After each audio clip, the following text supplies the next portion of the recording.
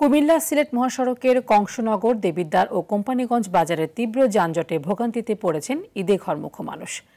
2 থেকে 3 ঘন্টার পথ পাড়ি দিতে সময় লাগছে 6 থেকে 7 ঘন্টা।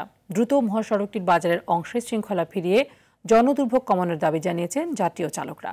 কুমিল্লা থেকে আবুল খায়ের প্রতিবেদন জানাচ্ছেন আব্দুল হামিদ। টানা সপ্তমবারের মতো বেস্ট টিস্যু পেপার ব্র্যান্ড হিসেবে স্বীকৃতি পেয়েছে বসুন্ধরা টিস্যু।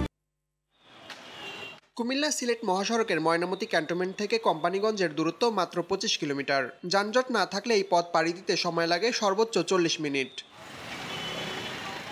অথচ কংসনগর দেবিদ্বার ও কোম্পানিগঞ্জ বাজারে নিয়মিত যানজট থাকায় 25 কিলোমিটার সড়কটি পাড়ি দিতে 3 থেকে 4 ঘন্টা সময় লাগছে। মহাসড়কটিতে হাইওয়ে পুলিশের তেমন কার্যক্রম না থাকায় দুর্ভোগ আরও বেড়েছে বলে দাবি যাত্রীদের।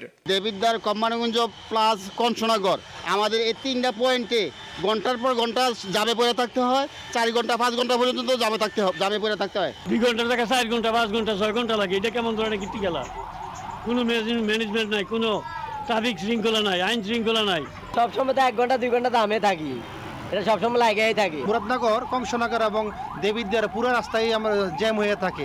আমরা চলাফেরা করতে খুব অসুবিধা, 1-1.5 ঘন্টা ধরে জ্যামে পড়ে থাকি।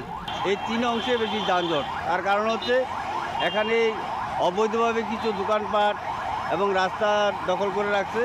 তবে অভিযোগ অস্বীকার করে ঈদে মহাসড়কে আইন শৃঙ্খলা পরিস্থিতি নিয়ন্ত্রণের চেষ্টা চলছে বলে দাবি পুলিশের। সমস্যা হচ্ছে দেখতে পাইতেছেন যে অবৈধ স্থাপনা এবং যে রং সাইডে কেউ আইনের প্রতি কোনো শ্রদ্ধাশীল না এবং যত গাড়ি পার্কিং করে রাখার কারণে মূল এই যানজটের মূল কারণ। সড়কে আইন শৃঙ্খলা পরিস্থিতি অবনতির পাশাপাশি চালকদের বেপরোয়া ও আইন অমান্য করে যানবাহন চালানোকে যানজটের অন্যতম কারণ হিসেবে দেখছেন সংশ্লিষ্টরা। যানজট কমিয়ে ঈদে ঘরমুখ মানুষের যাত্রা স্বস্তিদায়ক করতে মহাসড়কটিতে দ্রুত প্রশাসনের কার্যকর পদক্ষেপ গ্রহণের দাবি ভুক্তভোগী যাত্রীদের।